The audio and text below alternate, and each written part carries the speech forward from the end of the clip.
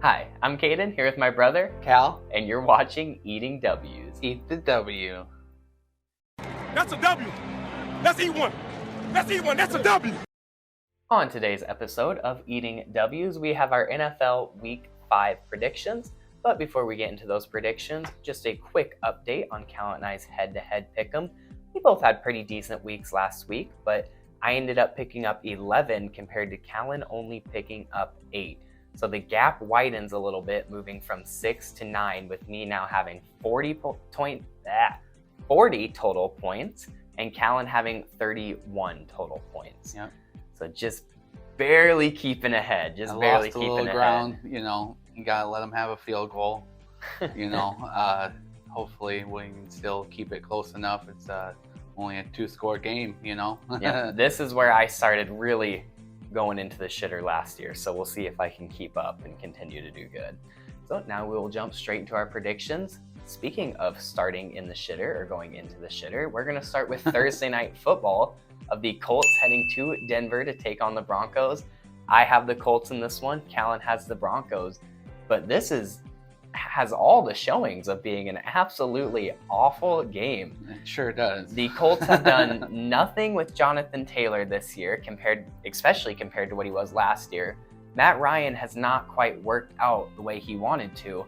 And if you want to talk about quarterbacks not working out in new places, Russell Wilson still looks lost in that offense all the way up through week 4. So this game, I picked the Colts here just because I really like Jonathan Taylor, and I think the Colts should be doing way better, but it is truly a toss-up because these teams could both show up and do great and have it be a shootout, or we could have a Broncos-Niners type game and have a 1-point game with both teams barely hitting double digits. I mean, at some point, Jonathan Taylor is going to hit his stride, and he's going to take over and win games. It's just hard to predict when that's going to happen. I picked Denver because it's in Denver, and that's really just about it. It's hard for that team to go, for a team like that that's run based, to go up to that high altitude.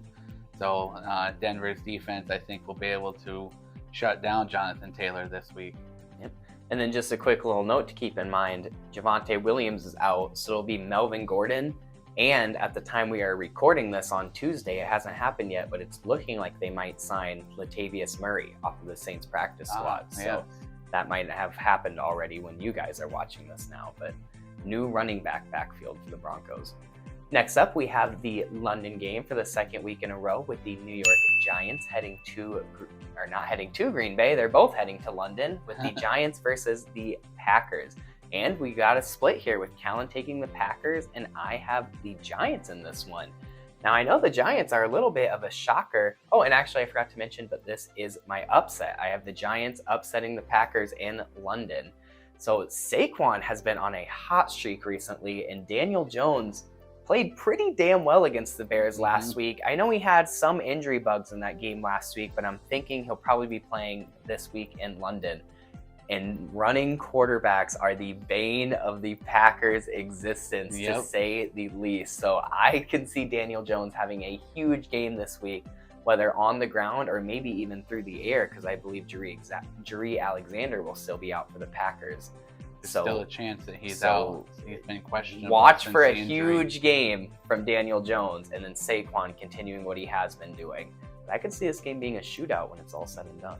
Yeah, this definitely has all the makings of a trap game, too, for the Packers, who really should come in as the favorites in this game, even though they have similar records.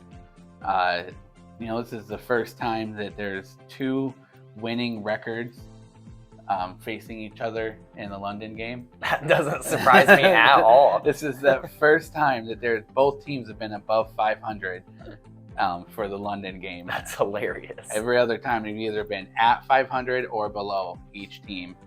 So, and also the Giants have never lost in London. They are 2-0 in London. So that's a little bit scary too. Oh man, you better be sweating as a Packers fan to say this definitely has all the makings of a bad game for Green Bay, but hopefully the defense can show that they're just different this time and, won't let them run all over us, but we'll see, hopefully.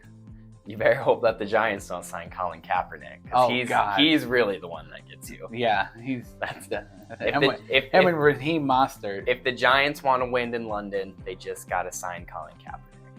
But next up, we got another NFC North with an NFC North matchup this time with the Chicago Bears heading to Minnesota to take on the Vikings. And Cal and I agree and both have the Vikings. Yeah, I think that the Bears are just an inferior team here. I mean, they've only got 12 points against the Giants, and that was off of 4 field goals from the Money Badger, who they then released. So that was really nice of them. That's such a Chicago thing to do. Exactly. They find a good kicker, and I don't know. I would have kept him on for another week, seeing how it goes. But yeah, let him work out his hot streak, see how it goes. But the Vikings usually beat the Bears in Minnesota. Minnesota's just a different team at home. Later in the year, when we have to go to Chicago, we very consistently play more than poorly and lose that game.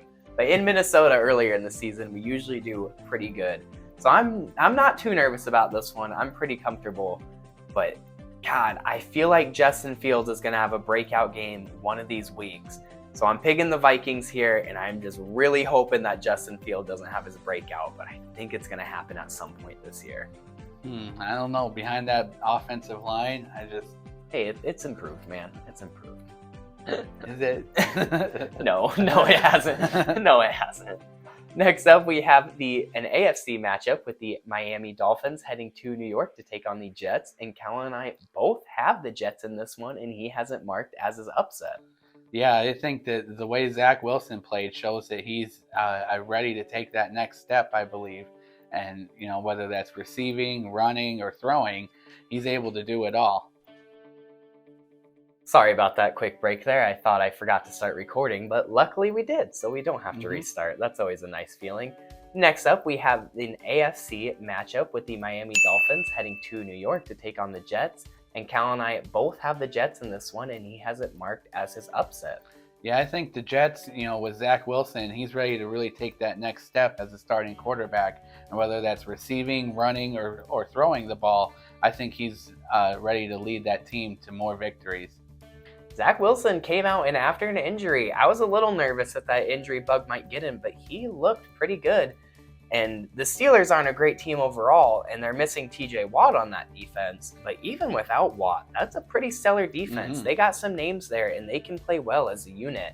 So it's not like he was going against the cupcake team in his first start, and he still went out there and got a comeback win. So I could see him doing very similar things against the Dolphins. And the Dolphins will now be having Teddy Bridgewater in his first start there in Miami. So overall, I think this just has all the workings of the Jets win. This is also the first time that Teddy Bridgewater will face the Jets since he was on the Jets 3 years ago. Oh, I forgot he was on the Jets. Yeah, everybody forgets he was a Jets quarterback for a year. Just about a little bit. He had to stop there. So next up, we have an NFC South matchup with the Atlanta Falcons heading to Tampa Bay to take on the Bucs, and we have a split here. I have the Falcons. Callan has the Bucs in this one, and I've taken the Falcons for one reason and one reason only, and it's my guy Mariota.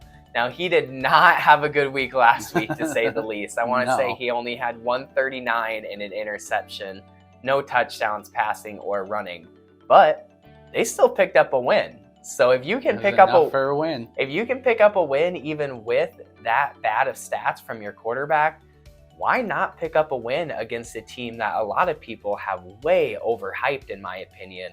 I think this team has taken a huge nosedive recently. I think Brady's age isn't quite completely hindering him yet, but has really been starting to show some of its colors this year. I've just seen him missing some passes and not playing as you would usually see Tom Brady play. That stellar defense has been shook up, and it's not doing as good as it probably should be doing, considering the depth that they have on paper. And they got new injuries in and out every week. So I got the Falcons with a pretty big upset here. I think that Brady will keep it on track, and I think that he's going to show that he's still Tom Brady, especially against that Falcons team, who is coming off a decent win. But Brady's coming off a pretty embarrassing loss, and you know that he has a really good record following losses. Yep. I know this sounds weird, but I don't really see this being a close Tampa Bay win. I see it being one of two stories, either a close Atlanta win or a Tampa Bay absolute domination, no question from the first snap that they're going to win it. The way they were embarrassed last week, I wouldn't be surprised if they came out just yeah, fine. I don't see much middle ground there. But next up, we have the San Francisco 49ers heading to Carolina to take on the Panthers in yet another split, with me having the Panthers in this one and Callan having the Niners. Yeah, the way the Niners played on Monday night, I think that defense is for real. D'Amico Ryans is one hell of a coach or coordinator, and he's going to be one hell of a coach. He showed that even with losing some players on that defensive line, they were still able to force 2 turnovers and get that game-sealing interception pick 6 for the win. I totally agree. D'Amico Ryans will be a coach eventually. I'm surprised he wasn't a coach this year, but he can coordinate the hell out of a defense. But I don't think the 49ers are as good as they looked. And don't get me wrong, I don't think the Panthers are going to be doing crazy good either.